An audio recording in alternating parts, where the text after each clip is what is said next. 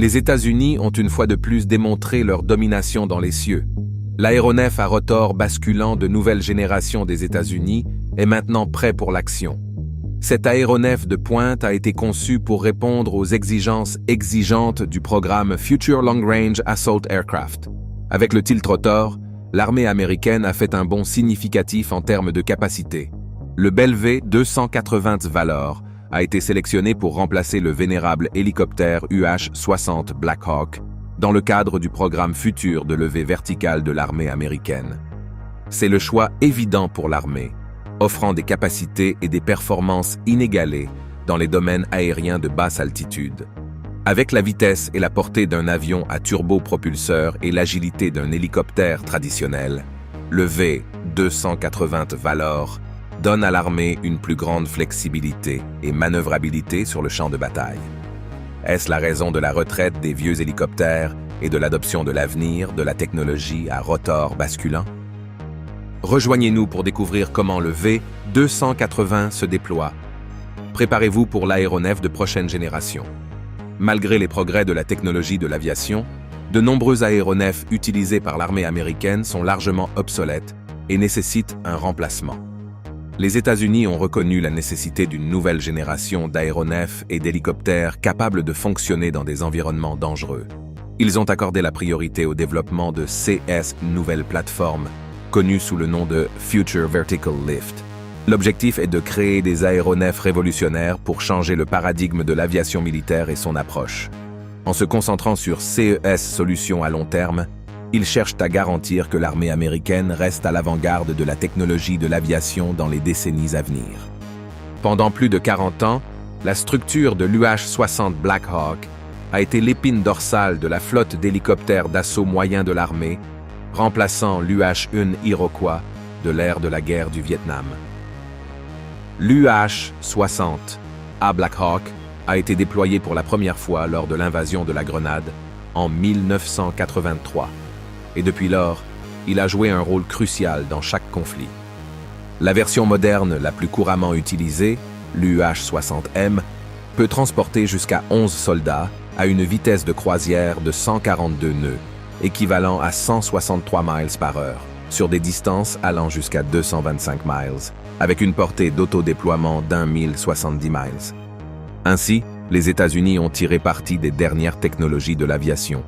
Ils ont créé le Future Long Range Assault Aircraft, FLRA, un programme visant à remplacer l'hélicoptère UH-60 Black Hawk par une nouvelle conception qui pourrait ne pas même être un hélicoptère. Ils ont donc attribué à Bell Textron un contrat d'un plafond total de 1,3 milliard de dollars pour développer l'hélicoptère de remplacement. Après des mois d'attente pour une décision, la compétition visant à créer le Future Long Range Assault Aircraft, FLRAA, une partie essentielle du plan de l'armée visant à moderniser ses plateformes d'aviation, a été remportée par le V-280 Valor à rotor basculant, surpassant la plateforme de pales de rotor coaxial Defiant X développée par Sikorsky Boeing. Bell a obtenu une obligation initiale de 232 millions de dollars sur les 19 prochains mois pour financer la conception préliminaire et le développement d'un prototype virtuel que l'armée utilisera pour poursuivre l'acquisition, ouvrant la voie à l'avenir de l'aviation. Au début du processus d'acquisition, aucun aéronef n'a été acquis, et la compétition opposait deux approches différentes. Le premier candidat était la conception à rotor basculant V-280 Valor de Bell Textron, partageant plusieurs similitudes avec l'aéronef FA-22 Osprey que les Marines, les opérateurs spéciaux et la Marine utilisaient. La conception à rotor basculant du V-280 Valor tire parti de technologies avancées telles que les commandes fly-by-wire et une enveloppe de vitesse étendue, offrant une expérience de volume agile et efficace. Le deuxième candidat, le Sikorsky Boeing SB-1 Defiant, était un aéronef de style hélicoptère plus traditionnel, doté de deux pales de rotor principales coaxiales empilées et d'une hélice arrière propulsive. Cette conception offrait une manœuvrabilité et une vitesse supérieures pour répondre aux exigences des missions de combat modernes. La compétition entre les deux conceptions a été intense, chacune offrant des avantages uniques pouvant l'aider à remporter le contrat d'acquisition. L'aéronef à rotor basculant. V-280 a remporté le programme FLRAA, conçu pour remplacer l'hélicoptère UH-60 Black Hawk. Il est basé sur une conception à rotor basculant. Il décolle, atterrit avec ses hélices inclinées vers le haut comme un hélicoptère, puis les tourne de 90 degrés vers une position avant, comme un aéronef à hélice fixe traditionnel. Cette caractéristique unique permet au V-280 de décoller et d'atterrir verticalement, comme un hélicoptère, tout en offrant les avantages d'une vitesse accrue et d'une efficacité énergétique d'un aéronef à voilure fixe, le rendant extrêmement polyvalent et adapté à une large gamme d'opérations militaires. Le contrat initial attribué au programme V-280 se concentre sur l'affinement de la conception du système d'armes, la maintenance, l'entreprise numérique, la fabrication, l'intégration des systèmes, les essais en volume et la qualification de la navigabilité. Cela signifie que le V-280 sera soumis à des tests et évaluations rigoureux pour garantir qu'il répond à toutes les exigences de sécurité et de performance avant d'être déployé à des fins militaires. Le programme devrait développer un aéronef hautement avancé et capable qui donnera aux États-Unis un avantage tactique significatif sur le champ de bataille. La compétition du Future Long Range Assault Aircraft, FLRAA, des États-Unis, est un événement très attendu qui a attiré plusieurs entreprises, dont Bell. La société a soumis le V-280 Valor, un aéronef à rotor basculant répondant aux exigences de fiabilité et de durabilité à long terme de l'armée. Le montant total de la récompense pour le contrat FLRAA, incluant la phase d'ingénierie, de fabrication, de développement, et le premier lot de production initiale à faible taux, est estimé à 7,1 milliards de dollars. Cependant, ceci n'est que le début d'une opportunité beaucoup plus vaste, pouvant atteindre jusqu'à 70 milliards de dollars, en fonction du nombre d'aéronefs que l'armée acquiert à long terme, y compris d'éventuelles ventes militaires étrangères. Pour assurer la capacité d'amélioration et de durabilité à long terme de sa plateforme, les ingénieurs de Bell ont adopté une stratégie avant-gardiste utilisant l'architecture des systèmes ouverts modulaires, MOSA. Cette approche implique l'utilisation de normes techniques communes, de protocoles Internet et d'interfaces spécifiques améliorant l'interopérabilité, facilitant ainsi l'intégration de nouvelles technologies et la mise à niveau des existantes. En adoptant le MOSA, Bell est confiant que le V-280 Valor répondra aux besoins évolutifs et restera une plateforme fiable et efficace pendant de nombreuses années. L'un des composants les plus critiques de la conception d'aéronefs est le MOSA, qui signifie « approche des systèmes ouverts modulaires ». Le MOSA est crucial, car il permet à l'aéronef de rester opérationnel bien dans l'avenir, même au-delà des années 2030. Cela est réalisé en introduisant des technologies de nouvelle génération telles que la vitesse, la portée, l'agilité, les armes, les capteurs et l'informatique, visant à repousser les limites de performance et à offrir des capacités bien supérieures à celles d'un hélicoptère Black Hawk sans ravitaillement. Cependant, il ne suffit pas d'introduire ces technologies. Elles doivent être maintenues et améliorées au fil des décennies à venir. C'est là que le MOSA intervient, spécialement conçu pour suivre le rythme des préoccupations émergentes en matière de survie et de durabilité. Alors que les adversaires acquièrent une plus grande portée, une précision accrue, des capacités de brouillage et des technologies de guerre cybernétique, cette approche vise à assurer la sécurité à long terme de l'aéronef et de son équipage en restant en avance sur ces préoccupations émergentes. Les ingénieurs de Bell ont adopté le MOSA pour permettre au V-280 de mettre à niveau ses composants électroniques, informatiques, de commandement et de contrôle, et d'équipement de survivabilité des aéronefs, ASE, à la vitesse de la pertinence. Il s'agit d'une technologie de pointe qui permet aux ingénieurs de Bell de mettre à niveau les systèmes de l'hélicoptère en temps réel, garantissant que la plateforme reste pertinente et à jour avec les dernières avancées technologiques.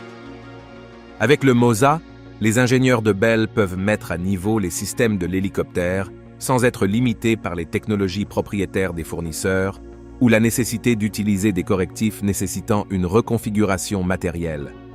Cela signifie que de nouvelles configurations matérielles n'ont pas besoin d'être construites à partir de zéro ou intégrées à un système high-tech existant. Au lieu de cela, des applications conformes aux normes communes sont utilisées, mettant l'accent sur la garantie de connectivité et de transport. Ces applications sont renforcées, accélérant le calendrier des mises à niveau cruciales et garantissant une interopérabilité et une protection soutenue. Pour assurer la fiabilité à long terme du V280 Valor, les ingénieurs de Bell ont entièrement déconstruit l'aéronef, renforçant ainsi leur stratégie MOSA. En utilisant le MOSA, ils peuvent mettre à niveau les systèmes de l'hélicoptère pour garantir la fiabilité et les performances, ainsi que la capacité à contrer les missiles solaires ennemis avancés. Cela améliore considérablement la survie en évitant les dysfonctionnements en volume ou les échecs de mission pendant les combats. Le MOSA est une technologie révolutionnaire qui permet au V280 Valor de rester à la pointe de la technologie des hélicoptères. De plus, l'approche MOSA utilise des protocoles Internet communs, des interfaces et des normes de données pour faciliter l'intégration rapide et à faible risque de mise à niveau et d'amélioration de soutien. Ces mises à niveau peuvent inclure des mises à jour logicielles ou des modifications des systèmes électroniques, des systèmes de mission ou du commandement et du contrôle. Le rythme de la modernisation, en particulier dans le traitement informatique, l'intelligence artificielle et les technologies de capteurs, s'accélère à un rythme sans précédent. Par conséquent, les ingénieurs de Bell ont délibérément conçu le nouveau V280 avec une infrastructure technique assurant une capacité d'amélioration et de fiabilité à long terme. Cependant, la conception MOSA garantit non seulement la modernisation réussie de l'aéronef, mais améliore également considérablement sa survie en renforçant la fiabilité de ses systèmes. Le V280 peut demeurer un aéronef fiable et efficace pendant de nombreuses années en se concentrant sur ses éléments critiques. La conception MOSA a entraîné une augmentation significative des performances de l'aéronef V280. Le V280 a été baptisé ainsi pour refléter l'objectif de Bell de répondre à la vitesse de croisière de 280 nœuds souhaitée par l'armée, soit environ le double de celle de l'UH-60. Cependant, il a dépassé cet objectif en atteignant une vitesse maximale de 305 nœuds. De plus, le V280 peut transporter jusqu'à 14 soldats de combat, ce qui représente une amélioration substantielle par rapport à la limite de 3 de l'UH-60. De plus, il dispose d'une portée signalée en charge de combat de 500 à 800 milles nautiques et d'une portée d'autodéploiement de 2400 milles, soit le double de la portée de l'hélicoptère Black Hawk dans les deux CA. La vitesse et la portée améliorée du V280 rendront les forces d'assaut aérien de l'armée plus efficaces et plus performantes sur le champ de bataille. Avec un aéronef plus rapide, les troupes d'assaut aérien pourront atteindre leur destination beaucoup plus rapidement, leur permettant de prendre l'initiative face à l'ennemi et de la maintenir. Par exemple, supposons que les troupes américaines voyagent dans les V280 et soient à 322 milles de leur objectif. Elles peuvent atteindre leur destination en 1 heure avec une vitesse de volume de 280 nœuds ou 322 mph. En revanche, une force ennemie composée de chars T-90 et de véhicules de combat d'infanterie BMP-3, également à 322 milles du même objectif, ne peut se déplacer qu'à 32 mph. Par conséquent, les troupes dans les V280 atteindront leur objectif en 1 heure, tandis que les troupes mécanisées ennemies mettront 10 heures pour y arriver. L'aéronef à rotor basculant, V280, présente plusieurs avantages, dont l'augmentation de sa portée. Cette capacité permet au V280 de voler sur de plus longues distances tout en nécessitant moins de points de ravitaillement avant et de points de ravitaillement pour le ravitaillement, ce qui est très avantageux dans une situation de combat. Lorsqu'il est confronté à des ennemis équipés d'armes à longue portée, tels que le système de roquettes multiples russe BM-27 Uragan, les V280 peuvent être basés plus loin à l'arrière, hors de portée des roquettes, tout en étant capables de mener des missions. De plus, la portée accrue des rotors inclinables leur permet d'entreprendre des missions sur de vastes distances, telles que la mer de Chine méridionale, où ils peuvent sauter d'un îlot à un autre ou voyager à travers l'Europe. De plus, le V280 à rotor basculant peut être optionnellement piloté selon les besoins militaires. En 2020, un aéronef d'essai FAV 280 a accompli un profil de volume complet, du décollage à l'atterrissage, sans les mains d'un pilote aux commandes, démontrant ainsi les capacités autonomes du rotor basculant. On estime que cette technologie de volume autonome contribuera à maximiser le nombre de missions que le FLRA peut entreprendre. Par exemple, l'aéronef peut effectuer indépendamment des missions de réapprovisionnement banales, permettant à l'équipage humain de se reposer et d'être mieux préparé pour des missions plus complexes en cas de besoin. De même, une surveillance efficace est cruciale pour assurer la sécurité et la longévité du V280 à rotor basculant, qui possède de nombreux composants dynamiques, y compris le mécanisme de rétraction des pales, le moyeu du rotor, les systèmes de transmission et de moteur, et le mécanisme d'inclinaison de la nacelle. Le HUMS, ou Système de surveillance de la santé et de l'utilisation, est un système de pointe conçu pour surveiller et analyser la santé et les performances de divers composants critiques d'un aéronef. Le système comprend plusieurs sous-systèmes, chacun crucial pour garantir que l'aéronef fonctionne en toute sécurité et efficacité. L'un des sous-systèmes les plus critiques du HUMS est le système d'évaluation des performances du moteur, qui surveille en permanence le couple du moteur et les températures de l'entrée, du compresseur, du combusteur, de la turbine et de l'échappement. Ce système garantit que le moteur fonctionne dans des limites sûres et que les écarts par rapport à la norme sont signalés pour une analyse ultérieure. Le HUMS suit les pièces limitées par la durée de vie en cycle ou en heures, informant automatiquement les pilotes ou le personnel au sol lorsque les pièces approchent de leur limite de vie. Le système est équipé d'une suite de capteurs d'avertissement et de logiciels connaissant les limites physiques et temporelles des composants mécaniques, permettant une analyse du cycle de vie en temps réel. Ainsi, il peut avertir les équipages des défaillances du système et prédire les défaillances potentielles. Le HUMS surveille continuellement et compare les données des capteurs à sa base de données, des risques potentiels et des modes de défaillance compilés lors des essais en vol et de la certification. Si les données des capteurs observés correspondent à un modèle de défaillance préexistant, le système alerte les équipages de vol et crée un rapport de diagnostic à examiner ultérieurement par les techniciens de maintenance. Le HUMS a 3 fonctions principales: surveillance de l'état de santé, surveillance de l'utilisation et interface de maintenance. La fonction de surveillance de l'état de santé comporte 4 tâches principales: suivi et équilibrage du rotor, évaluation des performances du moteur, diagnostic mécanique et enregistrement des données de vol. Le suivi du rotor surveille les rotors de diamètre variable et utilise une suite d'accéléromètres pour garantir un suivi et un équilibrage continu du rotor. Le système d'évaluation des performances du moteur est un composant crucial du système de surveillance de l'état de santé qui suit divers paramètres tels que le couple du moteur et les températures de l'entrée, du compresseur, du brûleur, de la turbine et de l'échappement. Ce système garantit que le moteur fonctionne en permanence de manière sûre et optimale.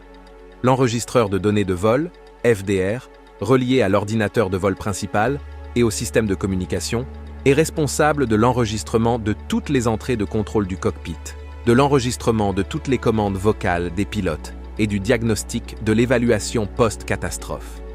Cet enregistreur est un outil essentiel qui aide à analyser les données de vol pour identifier la cause première de tout problème pouvant survenir. De plus, le système de surveillance de l'état de santé intègre un algorithme de tendance de l'état qui analyse les données entrantes du système de surveillance de l'utilisation pour prédire les problèmes potentiels avant leur survenue. Le système de surveillance de l'utilisation sert d'enregistreur et de base de données pour le reste du HUMS et les équipages de vol au sol. Ce système fournit le suivi du temps et le comptage des cycles pour les pièces à durée de vie limitée et enregistre les événements critiques tels que le temps passé au-dessus des limites de couple et les reinitializations de systèmes de défaillance et d'avertissement en vol pour réduire et prévenir la probabilité de défaillances catastrophiques. Un autre sous-système essentiel du HUMS est le système de diagnostic mécanique, qui surveille divers systèmes mécaniques tels que le rotor et les arbres de transmission, les boîtes de vitesse et les dispositifs d'inclinaison de la nacelle. Ce système collecte en permanence des données sur les performances de ces systèmes et alerte l'équipage de vol si des problèmes sont détectés. De plus, l'interface de maintenance sert à la fois à la maintenance et à la gestion de la configuration. Elle permet aux équipages de surveiller de près des systèmes spécifiques vulnérables à des problèmes ambigus. Toutes les données générées par le HUMS sont transmises à l'unité de station au sol, qui archive un système d'enregistrement complet pour l'aéronef. Ce système est un carnet de vol numérique pour la cellule, le moteur, le rotor, les contraintes, la fatigue et tous les systèmes d'aéronef. Compte tenu de la menace persistante des attaques de missiles, une solution potentielle consiste pour les forces d'assaut aériens à adopter un rôle plus conventionnel et plus sûr de dragon, semblable aux cavaliers du passé. Cela impliquerait de se désengager des hélicoptères V200 420 plusieurs miles avant l'objectif, bien au-delà de la portée des missiles et d'approcher la cible à pied. Bien que cela puisse sembler être un recul dans le progrès technologique, la sécurité des vies humaines est la priorité absolue dans tout conflit. Malgré la nature changeante de la guerre, les avantages du V280 en tant que moyen de transport rapide et longue distance restent valables. Arriver à un objectif 9 heures avant l'ennemi peut procurer un avantage significatif, permettant aux troupes de mettre en place des défenses et de se préparer à toute attaque imminente. Il est donc clair que le V280 joue un rôle crucial dans la guerre moderne, mais son utilisation doit être adaptée pour garantir la sécurité de tous les intervenants. De plus, la technologie des basculeurs aériens gagne en popularité dans l'armée américaine. Les Marines, la Marine et l'armée de l'air volant déjà des versions du V-22 Osprey. Cependant, l'armée était restée la seule à ne pas l'utiliser jusqu'au développement du V280. Avec la version opérationnelle du V280, prête à prendre le contrôle des basculeurs aériens dans l'armée américaine, le Pentagone ne pourrait plus jamais acheter un hélicoptère configuré de manière conventionnelle, sauf pour la garde côtière. De plus, les avantages des basculeurs aériens sont immenses, car ils combinent les capacités de décollage et d'atterrissage verticaux des hélicoptères avec la vitesse et la portée des avions à voilure fixe. En tant que tels, les basculeurs aériens sont très polyvalents et peuvent effectuer une large gamme de missions, du transport de marchandises et de troupes aux opérations de recherche et de sauvetage.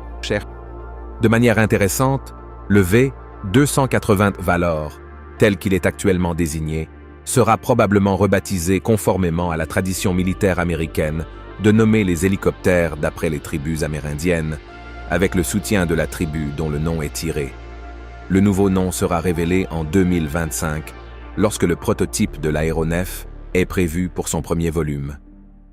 En résumé, la guerre en cours en Ukraine a eu un impact significatif sur l'utilisation des hélicoptères dans les conflits armés, avec un total impressionnant de 81 hélicoptères détruits des deux côtés. L'utilisation de missiles de défense anti-aérienne portables tels que le FIM-92 Stinger a rendu la ligne de front trop dangereuse pour les aéronefs, entraînant la nécessité pour les troupes d'assaut aérien de repenser leur approche. Par conséquent, les points forts du V280 sont remis en question. Est-ce que le futur aéronef à rotor inclinable de la génération suivante des États-Unis, prêt pour l'action, a ce qu'il faut pour s'adapter au rôle changeant de l'aéronef hélicoptère dans la guerre moderne? Merci de nous avoir suivis. Pendant que vous êtes toujours ici, cliquez sur le lien à l'écran pour regarder une autre de nos vidéos intéressantes. À bientôt.